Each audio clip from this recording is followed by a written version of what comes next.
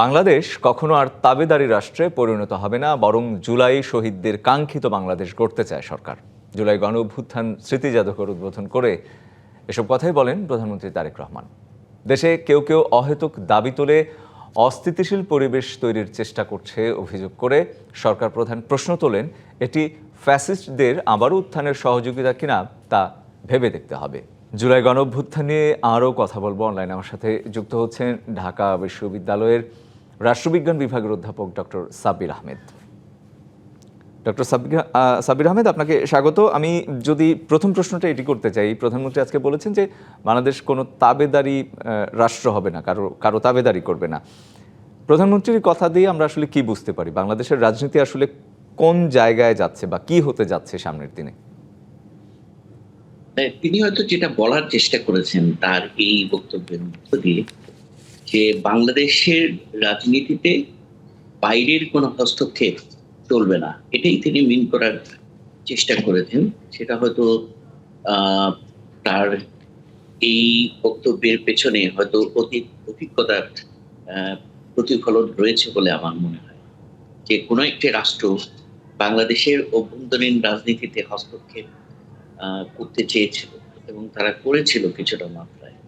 তো সেটাকে মাথায় রেখে বা এই দেশের অভ্যন্তরীণ রাজনীতি যেন বাইরের শক্তি দ্বারা নিয়ন্ত্রিত না হয়, হ্যাঁ, সেইটা সেই বিষয়টাকে আসলে তিনি ইঙ্গিত করেছেন বলে আমার মনে হয়। সেই ক্ষেত্রে আসলে রাজনীতিটা কি হতে যাচ্ছে বাংলাদেশের?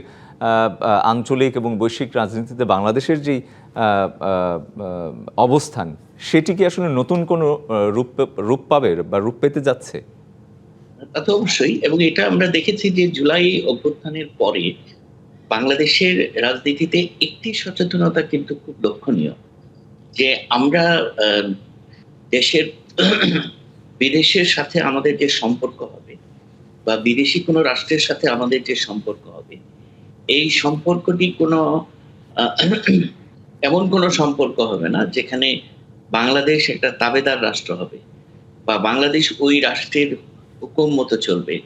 বাংলাদেশ সবসময় তার স্বাধীনতা এবং সার্বভৌমত্ব বজায় রেখে যে কোনো রাষ্ট্রের সাথে একটা সমমর্যাদার ভিত্তিতে সম্পর্ক গড়ে তুলবে। এটাই হলো সবচেয়ে বড় অর্জন এই জুলাই, যে আমরা আমাদের সেই আত্মবিশ্বাসটা, আত্মমর্যাদার জায়গাটা ফিরে পেয়েছি বলে আমি মনে করি, এবং আমরা এখন যে কোনো রাষ্ট্রের সাথে চোখে চোখ মিলিয়ে কথা বলতে পারি। বাংলা কিউআর, যেখানে নগদ পেমেন্ট সেখানে। সারা দেশে 10 লাখেরও বেশি মার্চেন্টে নগদে পেমেন্ট করুন খুব সহজে। পেয়েছি। জি, একদম পরিষ্কার। শেষ প্রশ্ন যেটি শুনবো, যে 2 বছর হলো এই মুহূর্তে এসে আপনার কি মনে হচ্ছে, কোথায় দাঁড়িয়ে আছে বাংলাদেশ?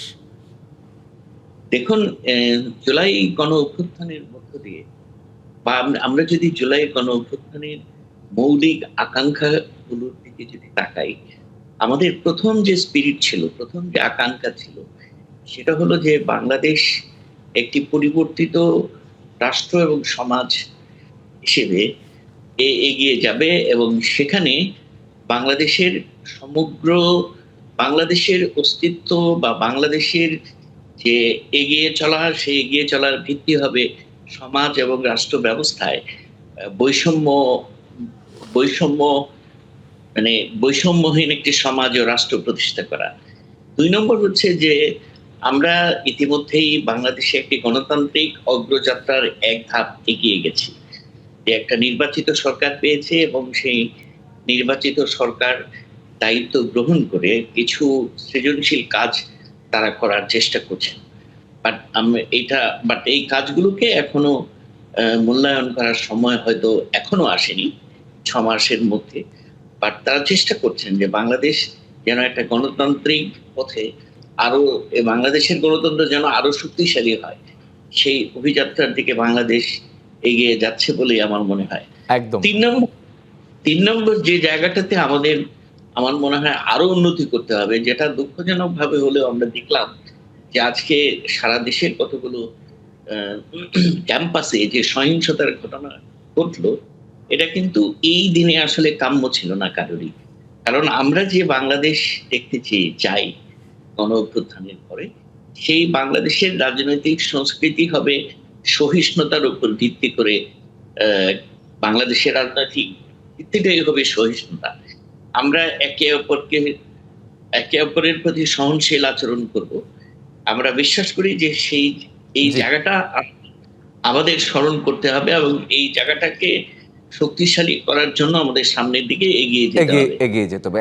অসংখ্য ধন্যবাদ ডক্টর সাব্বির আহমেদ আমাদের সাথে আজকে যুক্ত হয়ে সময় দেওয়ার জন্য।